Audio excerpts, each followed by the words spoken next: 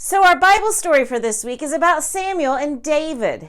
Samuel was sent on a secret mission by God to find the next king of Israel. The reason it was so hush-hush is that Israel already had a king. Talk about awkward, right? Well, at first the king was pretty successful. The key to his success was that he listened to God. But as time went on, the king thought he knew more than God. Now, do we think this made God very happy? No way. So God gave Samuel strict instructions to meet with a man named Jesse so that he could anoint one of his sons as king. As soon as Samuel saw Jesse's first son, Samuel was sure that God had picked him to be king. He looked great, but God said, nope. So Samuel moved on to the next brother. He looked like he would make a great king. But what do you think God said? Nope. Samuel was thinking, oh, come on. This is driving me bananas. God said there would be a son, but none of these are the right one. There has to be one more. But guess what? Outside of Jesse's house the whole time, there was one son who Jesse hadn't even brought in. Jesse didn't even think of David first. It would have been unusual to choose him in his mind, but God saw something different in David, and Samuel did too. But when Samuel met him, God said, yep, finally. And Samuel declared him king by anointing him with oil. From that point on, God was with David, the new king. David reigned for a very long time, and he was the greatest king Israel ever had. Hi there, old chicken nuggets. It's me, Carl. And I'm Andy. Welcome to Grow TV. Welcome to Grow TV. Hosted by Carl. Where we have fun with our friends, talk about Jesus, and go over everything the Bible has to offer. Now once again, welcome to Grow TV. I can't wait. Hey, Carl. Hi, Andy. How are you? Good. I'm good.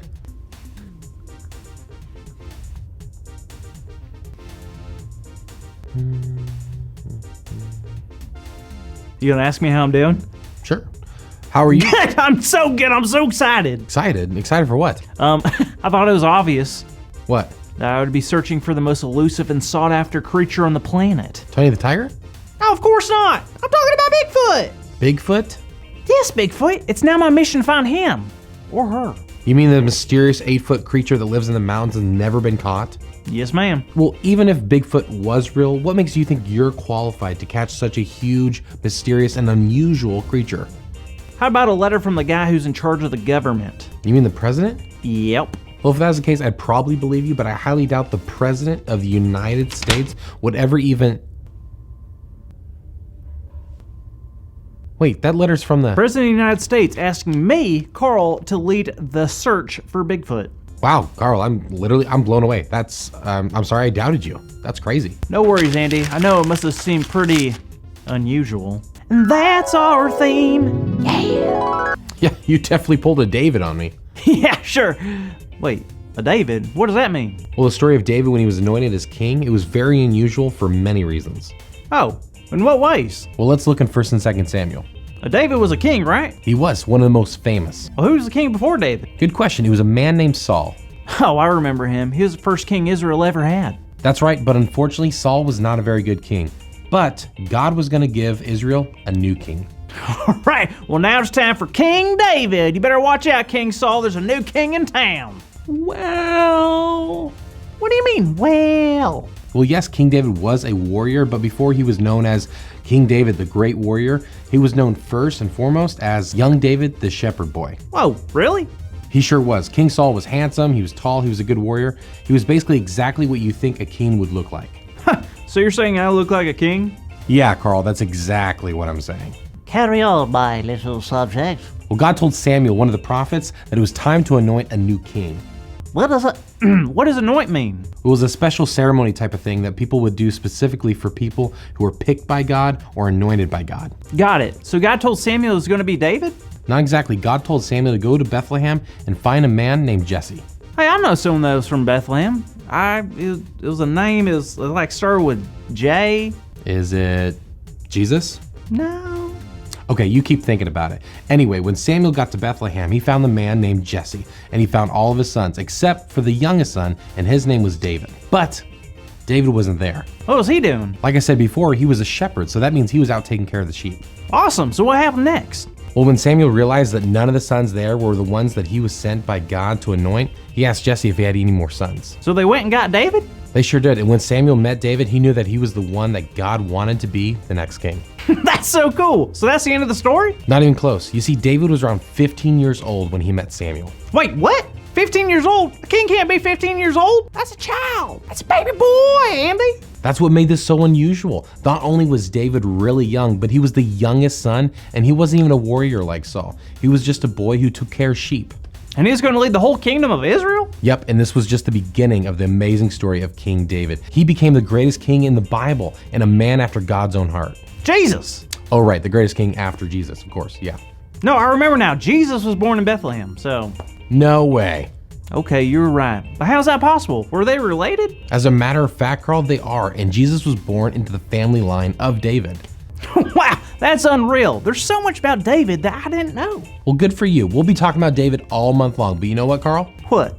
You know how I didn't believe right away that you were chosen to be the leader for the search of Bigfoot? Well, people found David being chosen as king to be just as unusual. I guess I never thought about it like that. David was definitely a questionable choice. It's kind of cool how God chooses people that you wouldn't quite expect. They have such important jobs like running the kingdom. It is very cool. I mean, in the Bible, we see all kinds of people that get to do amazing things for God. People who had no remarkable skills, people who had physical challenges, people without impressive backgrounds, people who might seem unlikely to do great things, but God uses unlikely people. Amen to that, sister. Wait a minute. That's our big idea. Today's big idea is God uses unlikely people. So let's say it out loud on the count of 3. 1, 2, 3. God uses unlikely people. Yeah. Good job, everyone. Yeah. Andy? So I'm curious, About what? how do you expect to find a Bigfoot?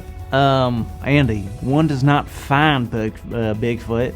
Bigfoot finds you. Okay, and how will Bigfoot find you? I will be using the Bigfoot call, of course. Oh, how do you do it? Let me show you. So basically, you have to put your thumbs kind of like that, you know, gently cup your hand, and you just kind of like it's a tight squeeze, but not like too tight. Just kind of like and you just kind of you open it up a little, and you just go here, Bigfoot, here, Bigfoot. Well, I don't see how that won't work. Have a good week, kids. See you next time. Thank you for watching, and tune in next week for a new episode of Pro TV.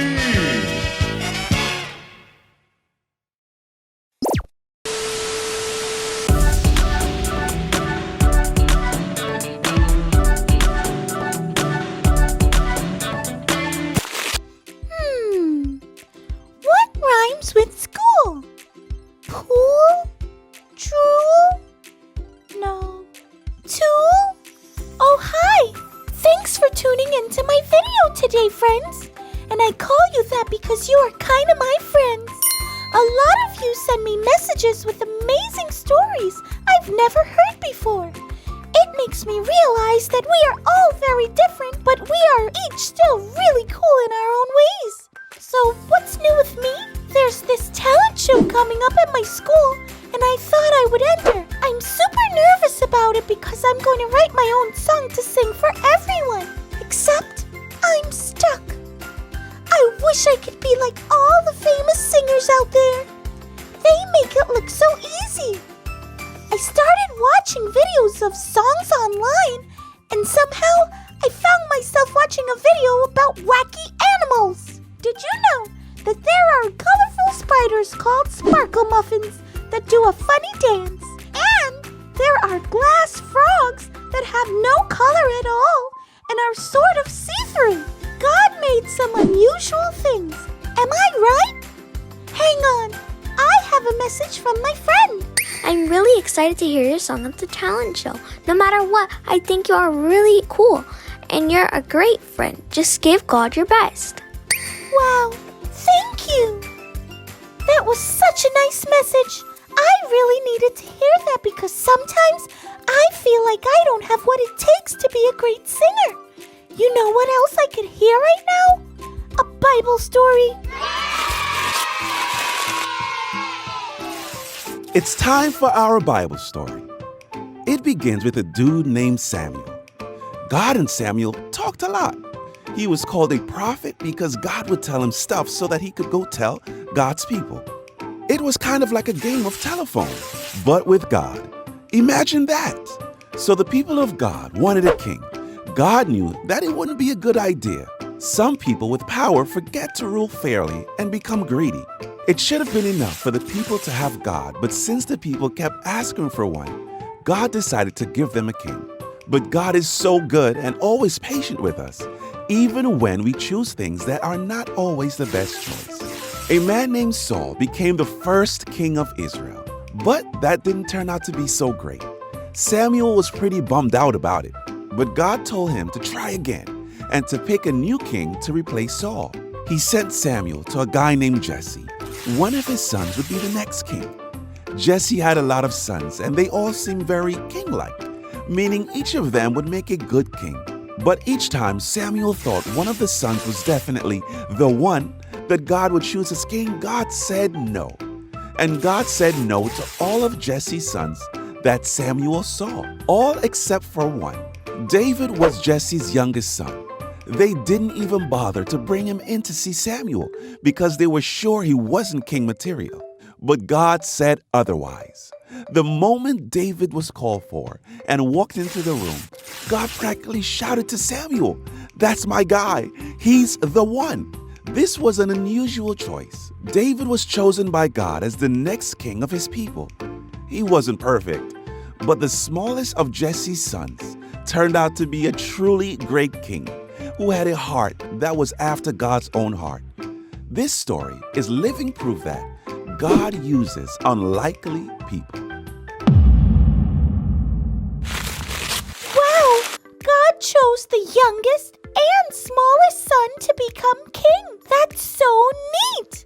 I'm surprised at how much God uses unlikely people. But just because someone is unlikely to get chosen, that doesn't mean they're not a good choice. So even though I might not be the best singer or songwriter in my school, I could still share my song with everyone. And who knows, people might really like it. I don't have to be like everybody else. I mean, God made really unique animals like the sparkle muffin spider and the glass frog. I know God made me unique too. And getting the message from my friend earlier really cheered me up.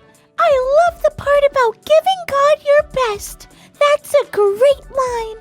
I'm going to put it in my song. I'm going to go finish writing now, and I'll share it with you all as soon as I'm done. Thanks for being here to grow with me today, friends. Love ya. Peace.